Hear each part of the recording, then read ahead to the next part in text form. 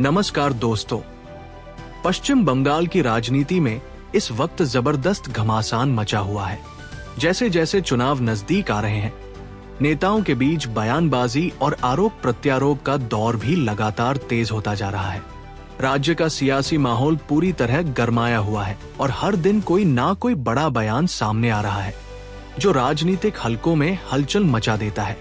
क्या बंगाल में हो रही हिंसा के पीछे कोई बड़ा खेल छिपा है?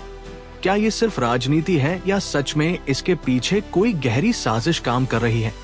यही सवाल इस समय हर किसी के मन में उठ रहा है।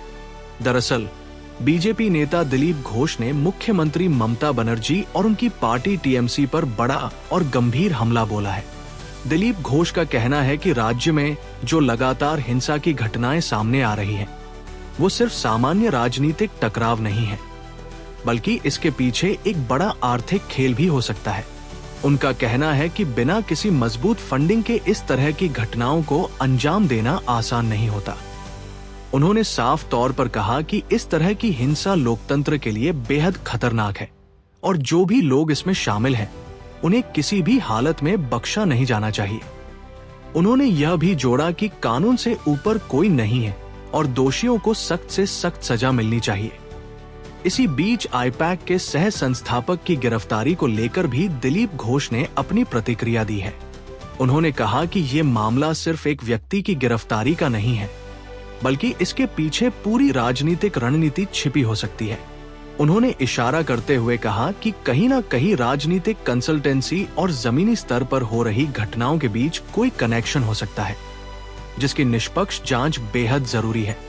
टीएमसी पर हमला बोलते हुए उन्होंने ये भी कहा कि पार्टी के अंदर ही कुछ ऐसे तत्व सक्रिय हैं जो हालात को बिगाड़ने में लगे हुए हैं।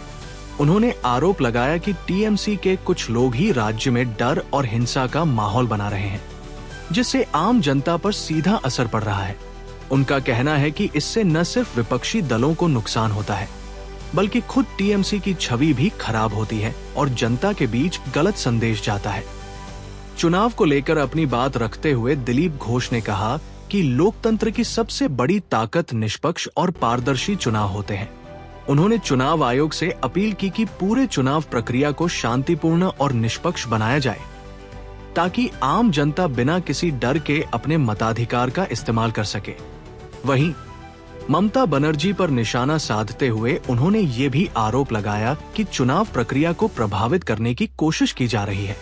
उनका कहना है कि अगर चुनाव पर ही सवाल उठने लगे तो लोकतंत्र की नींव कमजोर हो जाती है। दिलीप घोष ने आगे दावा किया कि आने वाले दिनों में पश्चिम बंगाल की राजनीतिक तस्वीर पूरी तरह बदल सकती है।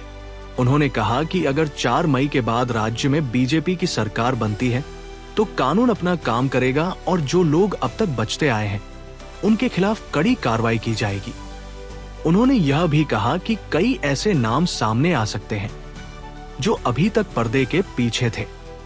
इस बयान के बाद राजनीतिक गलियारों में हलचल और भी तेज हो गई है। हालांकि अब देखने वाली बात यह होगी कि टीएमसी की तरफ से इन आरोपों पर क्या प्रतिक्रिया सामने आती है, क्योंकि पश्चिम बंगाल की राजनीति हमेशा से ही तीखी और सीधी टक्कर वाली रही है।